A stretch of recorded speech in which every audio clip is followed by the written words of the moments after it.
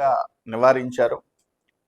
అదేవిధంగా రాయలసీమలో ఫ్యాక్షన్ ఉంటే ఆ ఫ్యాక్షన్ రాజకీయాన్ని ఈరోజు పూర్తిగా మాపి ఈరోజు రాయలసీమ అంటే రతనాల సీమ అనే భావానికి తీసుకొస్తున్నారు.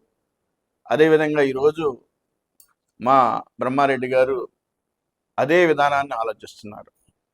మా ముఖ్యమంత్రి చంద్రబాబు నాయుడు గారు అదే విధానాన్ని ఆలోచిస్తున్నారు. ఎక్కడైతే ప్రశాంతత ఉంటుందో, ఎక్కడైతే ఆలోచిస్తారో, ఎక్కడైతే నాలెడ్జ్ ఉంటుందో ఆ ప్రాంతం అభివృద్ధి చెందడానికి అవకాశం ఉంది అనే దానికి నిదర్శనం వారు చెప్పిన విషయాలు. ఈరోజు తెలుగుదేశం ప్రభుత్వం, అదే తెలుగుదేశం పార్టీ జాతీయ అధ్యక్షులు నారా చంద్రబాబు నాయుడు గారు, ముఖ్యమంత్రి గారు, కూటమి ప్రభుత్వం తీసుకునే నిర్ణయాలు, దానికి ఒక పార్లమెంట్లో ఒక ముఖ్య భూమికను పోషిస్తున్న మన ఎంపీ లావుక శ్రీకృష్ణదేవరాయలు గారు కూడా ఈ పల్నాడు ప్రాంతాన్ని పూర్తి స్థాయిలో అభివృద్ధి చేసి ఈ యొక్క ప్రాంత అభివృద్ధి కోసం మరి అహర్నిశలు కష్టపడుతున్నారు.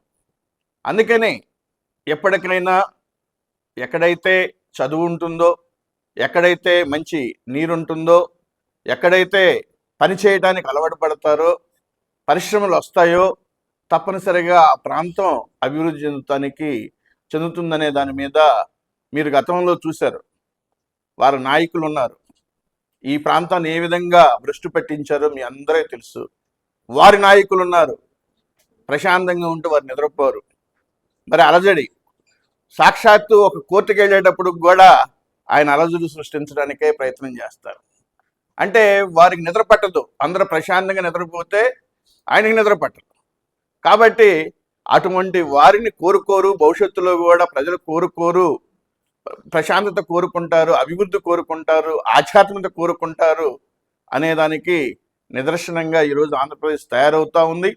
దాంట్లో మా పల్నాడు పూర్తి స్థాయిలో అభివృద్ధి చెందటానికి మా ఎమ్మెల్యేలతో పాటు ఈరోజు ఏదైతే మాచర్ల అభివృద్ధి, అన్ని నియోజకవర్గాల్లో మాచర్ల అభివృద్ధి ముందుకి ప్రగతి పదంలో ముందుకెళ్ళటానికి అవకాశం ఉంది. మా ఎంపీ గారి సహకారంతో తెలియజేయటంలో సంతోషపడుతున్నాను.